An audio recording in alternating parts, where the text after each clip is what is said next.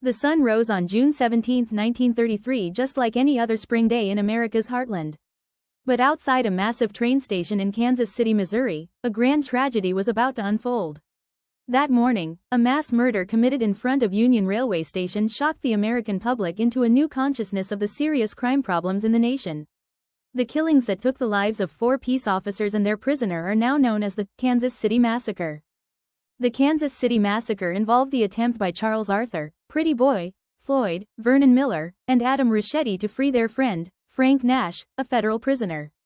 At the time, Nash was in the custody of several law enforcement officers who were returning him to the U.S. Penitentiary at Leavenworth, Kansas, from which he had escaped on October 19, 1930. Nash's criminal record reached back to 1913, when he was sentenced to life at the state penitentiary, McAlester, Oklahoma, for murder. He was later pardoned. In 1920, he was given a 25-year sentence at the same penitentiary for burglary with explosives and later pardoned. On March 3, 1924, Nash began a 25-year sentence at the U.S. Penitentiary at Leavenworth for assaulting a male custodian. He escaped on October 19, 1930. The FBI launched an intensive search for Nash which extended over the entire U.S. and parts of Canada. Evidence gathered by the FBI indicated that Nash had assisted in the escape of 7 prisoners from the U.S. Penitentiary at Leavenworth on December 11, 1931. The investigation also disclosed Nash's close association with Francis L. Keating, Thomas Holden, and several other well-known gunmen who had participated in a number of bank robberies throughout the Midwest. Keating and Holden were apprehended by FBI agents on July 7, 1932 in Kansas City, Missouri. Information gained by the FBI as a result of the apprehension of these two indicated that Nash was receiving protection from his underworld contacts in Hot Springs, Arkansas. Based on such information, 2 FBI agents, Frank Smith and F. Joseph Lackey, and McAlester, Oklahoma Police Chief Otto Reed located and apprehended Nash on June 16, 1933 in a store in Hot Springs, Arkansas. The law officers drove Nash to Fort Smith, Arkansas, where at 8:30 that night, they boarded a Missouri Pacific train bound for Kansas City, Missouri. It was due to arrive there at 7:15 a.m. on June 17. Before leaving, the lawman made arrangements for Reed E. Vitterli, special agent in charge of the FB's Kansas City office, to meet them at the train station. Meanwhile, a number of outlaw friends of Nash had heard of his capture in Hot Springs. They learned the time of the scheduled arrival of Nash and his captors in Kansas City and made plans to free him. The scheme was conceived and engineered by Richard Tallman Galatas, Herbert Farmer, Doc. Louis Stachy, and Frank B. Malloy. Vernon Miller was designated to free Nash, and while at Malloy's Tavern in Kansas City, he made a number of phone calls for assistance in the scheme. At about this time, 2 gunmen, Pretty Boy, Floyd and Adam Ricchetti, arrived in Kansas City, and they agreed to aid in the mission. On their way to Kansas City, Floyd and Ricchetti had been detained at Bolivar, Missouri early on the morning of the 16th, when the car in which they were riding became disabled. While the two were waiting in a local garage for the necessary repairs to the car, Sheriff Jack Killingsworth entered the building. Ricchetti, who immediately recognized the sheriff, seized a machine gun and held the sheriff and the garage attendants against the wall. Floyd drew 2.45 caliber automatic pistols and ordered all parties to remain motionless. Floyd and Ricchetti then transferred their arsenal into another automobile and ordered the sheriff to enter that vehicle. The two, along with their prisoner, then drove to Deepwater, Missouri, abandoned that automobile, and commandeered another. After releasing the sheriff, they arrived in Kansas City about 10 p.m. on June 16. There Floyd and Ricchetti abandoned that automobile and stole another car to which they transferred their baggage and firearms. Finally, that same night, they met Miller and went with him to his home. There Miller told them of his plan to free Frank Nash. Early the next morning, Miller, Floyd, and Ricchetti drove to the Union Railway Station in a Chevrolet sedan. There they took up their positions to await the arrival of Nash and his captors. Upon the arrival of the train in Kansas City, Agent Lackey went to the loading platform, leaving Smith, Reed, and Nash in a stateroom of the train. On the platform, he was met by Special Agent in Charge Vitterli, who was accompanied by FBI Agent R.J. Caffrey and officers W.J. Grooms and Frank Hermanson of the Kansas City Police Department. These men surveyed the area surrounding the platform and saw nothing that aroused their suspicion. Special Agent in Charge Vitterli advised Agent Lackey that he and Caffrey had brought 2 cars to Union Station and that the cars were parked immediately outside. Agent Lackey then returned to the train and, accompanied by Chief Reed, Special Agent in Charge Vitterli, Agents Caffrey and Smith, and officers Hermanson and Grooms, proceeded from the train through the lobby of Union Station. At the time, both Agent Lackey and Chief Reed were armed with shotguns. Other officers carried pistols. Frank Nash walked through Union Station with the above-mentioned 7 officers. Upon leaving Union Station, the lawmen, with their captive, paused briefly. Again seeing nothing that aroused their suspicion, they proceeded to Caffrey's Chevrolet. Frank Nash was handcuffed throughout the trip from the train to the Chevrolet, which was parked directly in front of the east entrance of Union Station. Agent Caffrey unlocked the right door of the Chevrolet. When the door was opened, Nash started to get into the back seat. However, Agent Lackey told Nash to get into the front of the car. Lackey then climbed into the back of the car directly behind the driver's seat. Agent Smith sat beside him in the center of the back, and Chief Reed sat beside Smith in the right rear seat. Agent Caffrey walked around the car to get into the driver's seat through the left door. Special Agent in Charge Vitterli stood with Officers Hermanson and Grooms at the right side near the front of the car. A green Plymouth was parked about 6 feet away on the right side of Agent Caffrey's car. Looking in the direction of this Plymouth, Agent Lackey saw 2 men run from behind a car. He noticed that both men were armed. At least one of them had a machine gun. Before Agent Lackey had a chance to warn his fellow officers, one of the gunmen shouted, "Up, up." At this instant, Agent Smith, who was in the middle of the back seat, also saw a man with a machine gun to the right of the Plymouth. Special Agent in Charge Vitterli, who was standing at the right front of the Chevrolet, turned just in time to hear a voice command, "Let him have it." At this point, from a distance approximately 15 feet diagonally to the right of Agent Caffrey's Chevrolet, an individual crouched behind the radiator of another car opened fire. Officers Grooms and Hermanson immediately fell to the ground. They were dead. Special Agent in Charge Vitterli, who was standing beside Officer Grooms and Hermanson, was shot in the left arm and dropped to the ground. As he attempted to scramble to the left side of the car to join Agent Caffrey, who had not yet entered the driver's seat of the Chevrolet, Special Agent in Charge Vitterli saw Caffrey fall to the ground. He had been fatally wounded in the head. Inside the car, Frank Nash and Chief Reed were killed by bullets from the hoodlums' guns. Agents Lackey and Smith were able to survive the massacre by falling forward in the back seat of the Chevrolet. Lackey was struck and seriously wounded by 3 bullets. Smith was unscathed. The 3 gunmen rushed to the lawman's car and looked inside. One of them was heard to shout, "They're all dead. Let's get out of here." With that, they raced toward a dark-colored Chevrolet. Just then a Kansas City policeman emerged from Union Station and began firing in the direction of one of the killers, later identified as Floyd, who slumped briefly but continued to run. The killers entered the car which sped westward out of the parking area and disappeared.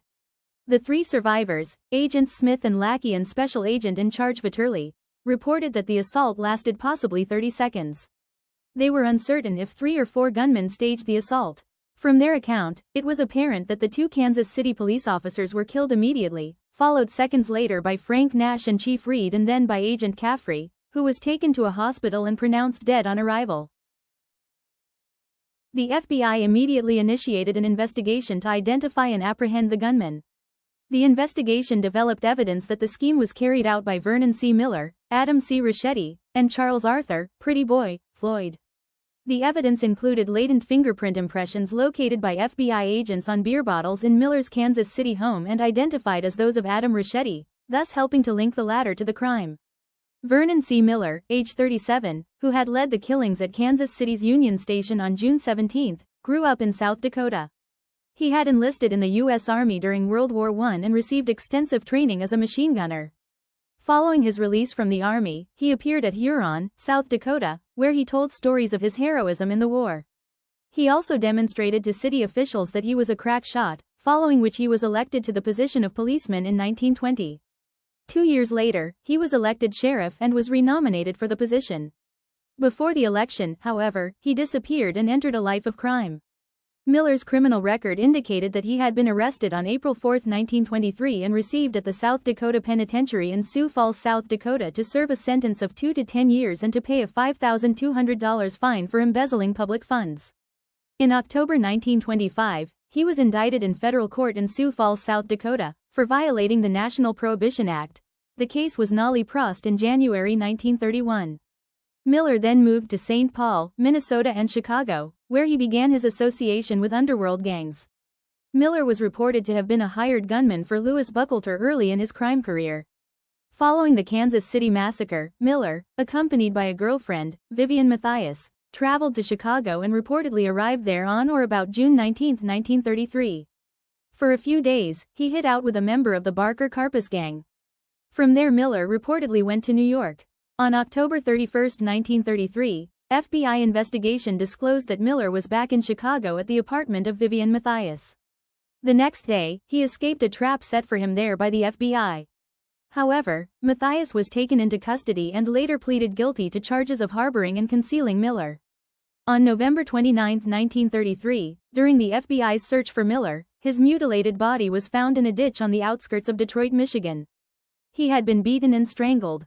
Information received by the FBI indicated that Miller had been involved in an altercation with a henchman of Long E. Zwillman, head of New Jersey's underworld mob, in Newark. During the argument, Miller had shot the henchman. Another of Zwillman's associates reportedly retaliated by killing Miller. Meanwhile, the FBI's hunt for Pretty Boy, Floyd and Adam Ricchetti intensified. Charles Arthur, Pretty Boy, Floyd, about 29 years old at the time of the Kansas City Massacre, had been arrested on numerous occasions, the first by the St. Louis, Missouri Police Department on September 16, 1925 for highway robbery. He pleaded guilty to that charge on December 8, 1925, was sentenced to the state penitentiary at Jefferson City, Missouri, and released on March 7, 1929. 2 days later, on March 9, 1929, he was arrested by the Kansas City Police Department for investigation and on May 6, 1929, for vagrancy and suspicion of highway robbery. In both instances, he was released. On May 20, 1930, Floyd was arrested by the Toledo, Ohio Police Department on a bank robbery charge and on November 24, 1930, was sentenced to 12 to 15 years in the Ohio State Penitentiary. Floyd escaped en route to the penitentiary and was a fugitive when he became involved in the Kansas City Massacre. Adam C. Ricchetti, about 23 years old at the time of the Kansas City Massacre, began his criminal career with an arrest in Hammond, Indiana on August 7, 1928 for a holdup. Ricchetti was sentenced from 1 to 10 years in the state reformatory, Pendleton, Indiana, for that crime. He was paroled on October 2, 1930 and discharged from the parole on September 23, 1931. His next arrest occurred on March 9, 1932 at Sulphur, Oklahoma for bank robbery. He subsequently served a sentence at the state penitentiary, McAllister, Oklahoma from April 5, 1932 to August 25, 1932, when he was released and placed on bond which he forfeited. Ricchetti subsequently was sought for jumping the $15,000 bond and was wanted at Tishomingo, Oklahoma for robbery. After fleeing from the Kansas City Massacre, Floyd and Ricchetti made their way to Toledo, Ohio, where they met Beulah, also known as Juanita, and Rose Baird in early September 1933. From there the four traveled to Buffalo, New York. On September 21, 1933, Floyd and Beulah Baird, using the names of Mr. and Mrs. George Sanders, and Ricchetti and Rose Baird, using the names Mr. and Mrs. Ed Brennan, rented an apartment in that city. The other occupants of the apartment building considered the two couples very mysterious inasmuch as they seldom left the apartment, then usually for brief visits to the grocery store. During their occupancy, Floyd reportedly walked from the front to the rear of the apartment almost constantly, an activity that caused much curiosity on the part of the other building occupants. The two couples never visited with any of their neighbors, though they were friendly toward the neighborhood children who sometimes were permitted to enter the apartment. The women occasionally threw money from the windows of the apartment to the children playing in the street or offered them candy. In October 1934, the couples agreed to return to Oklahoma. Rose Baird was given money to purchase a car, and she bought a Ford sedan which was to carry them west. The four began the trip early on October 20, with Floyd driving. A few hours later, near Wellsville, Ohio, he skidded the automobile into a telephone pole. Floyd and Ricchetti removed their firearms from the vehicle and remained on the outskirts of the town, while Rose and Beulah Baird took the damaged car into a Wellsville garage for repairs. The Wellsville, Ohio, police chief, J.H. Foltz, following up on reports that two suspicious-looking men were seen on the outskirts of town, found the two resting in a wood tract of land nearby. A gun battle ensued. Chief Foltz apprehended Ricchetti after Ricchetti had emptied his gun at the officer. Floyd escaped, but the police chief thought Floyd might have been wounded. The FBI and local authorities conducted an intensive search for Floyd in eastern Ohio following the above incident. This included interviews of numerous persons in the predominantly rural countryside, including doctors and hospital personnel whom Floyd might approach if, in fact, he was wounded. 8 of the participants in this search, A squad of 4 FBI agents led by Melvin Purvis, along with a squad of 4 East Liverpool, Ohio police officers headed by Chief of Police Hugh McDermott, were jointly patrolling a group of roads south of Clarkson, Ohio in 2 cars on October 22, when they noticed an automobile move from behind a corn crib on a farm. The officers had been questioning all persons whom they saw, and in an effort to question the occupants of this automobile, they stopped their cars. At this point, the vehicle that had attracted their attention drove back to its original position behind the corn crib, and a man whom the officers immediately recognized as Floyd jumped from the car with a .45 caliber automatic pistol in his right hand. As the officers reached Floyd, he said, "I'm done for, you've hit me twice." They took the pistol from his hand and also seized a second gun that he carried in his belt. Then 2 FBI agents left to summon an ambulance to take Floyd to a hospital. They were accompanied by a local citizen who had witnessed the encounter. 2 other local citizens, including the owner of the farm where the shooting took place, also were witnesses to the action that had occurred. Floyd died about 15 minutes after he was shot.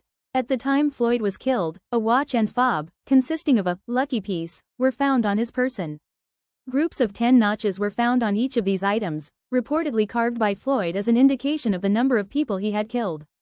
Rose and Beulah Baird, who were in the Wellsville garage attending to the repair of the wrecked automobile when they overheard the discussion of Rischetti's being taken into custody, had left immediately for Kansas City, Missouri. Later they traveled to the home of Floyd's family in Sallisaw, Oklahoma, where they attended the funeral of Charles, "Pretty Boy," Floyd. The Kansas City Massacre was a dark chapter for law enforcement and for the FBI, and on March 1, 1935, one of the deadliest by the Jackson County nation had ever seen. 4 counts of murder in Within the first a year degree. Of the tragedy, Congress responded by giving us new tools to charging him with the murder of Frank statutory Hermanson, authority one to of the carry police guns and officers make killed in the arrests, Kansas both City of which Massacre, have been pillars in began our on work June to 10, protect the nation ever 1935. since. On In June July 17, 1935, the jury returned as a the verdict of capstone guilty of its with the newfound recommendation identity that and Rischetti be successful given fight the against death penalty. gangsters. The organization was renamed the Federal Bureau of Rischetti appealed Investigation, his conviction, the FBI, but it was affirmed by the state of Missouri Supreme Court on May 3, 1938. Subsequently, Rischetti's lawyers alleged Rischetti to be insane, and a hearing was held at which time his sanity was clearly established. On August 31, 1938, Rischetti was again sentenced to death, this time in the gas chamber of the Missouri State Penitentiary of Jefferson City, Missouri. He was executed on October 7, 1938. The 4 individuals, Richard Galatas, Herbert Farmer, Doc. Louis Stachy, and Frank Malloy, who, investigation disclosed, had engineered the conspiracy to free Nash, were indicted by a federal grand jury at Kansas City, Missouri on October 24, 1934. On January 4, 1935, the 4 were found guilty of conspiracy to cause the escape of a federal prisoner from the custody of the United States. On the following day, each was sentenced to serve 2 years in a federal penitentiary and pay a fine of $10,000, the maximum penalty allowed by law.